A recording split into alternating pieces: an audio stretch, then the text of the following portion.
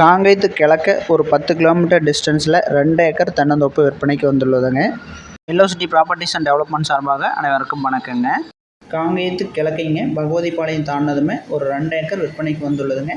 காங்கேயம் அன்னபூர்ணாவிலேருந்து ஒரு 9.5 கிலோமீட்டர் தான் வருங்க லேண்டுக்கு. 2 ஏக்கர் முழுவதுமே தென்னந்தோப்பு தானுங்க. காப்பில் இருக்குதுங்க. தண்ணி வசதிக்கு பார்த்திங்கன்னா ஒரு கூட்டு கிணறு இருக்குதுங்க. கூட்டு கிணத்துல இருக்கிற சர்வீஸுமே கூட்டு தானுங்க. கூட்டுன்னு பார்த்துட்டிங்கன்னா 6ல் 1 பங்கு டாக்குமெண்ட்டில் உங்களுக்கு வந்துடுங்க. இப்போதைக்கு வந்துங்க 3 நாளைக்கு ஒருக்க தண்ணி எடுத்துகிட்ருக்காங்க.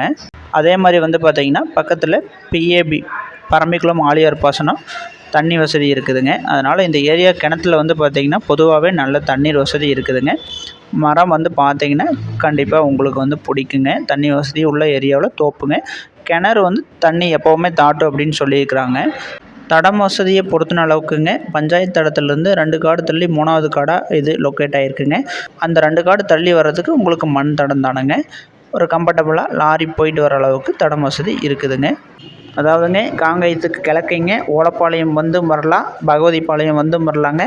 காங்கேயத்துலேருந்து ஒரு அதிகபட்சம் 10-11 கிலோமீட்டர் தானுங்க. ப்ராப்பர்ட்டிக்கு 2 ஏக்கருங்க. முழுவதும் தென்னந்தோப்புங்க. கூட்டு கிணறுங்க. கூட்டு சர்வீஸுங்க. மண் தடத்தில் அமைஞ்சிருக்குதுங்க. இன்றைக்கி வெறுங்காடே வந்து 40-50 லட்சம்னு விற்றுட்டுருக்குதுங்க. வருமானம் வரக்கூடிய அளவிலான தென்னந்தோப்புங்க. நல்ல காப்புங்க. தண்ணீர் வசதி உள்ள ஏரியா. ஒரு ஏக்கர் 42 லட்ச ரூபா சொல்லியிருக்காருங்க.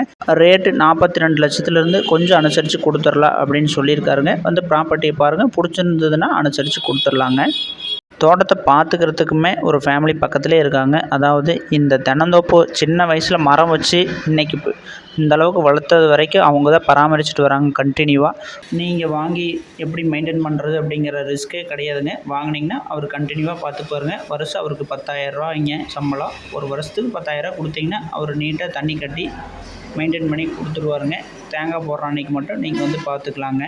ஸ்க்ரீனில் தெரிய நம்ம நம்பரை கூப்பிடுங்க. வந்து ப்ராப்பர்ட்டியை பாருங்கள். ரேட்டு கொஞ்சம் அனுசரித்து வாங்கி கொடுத்துர்லாங்க. நன்றிங்க.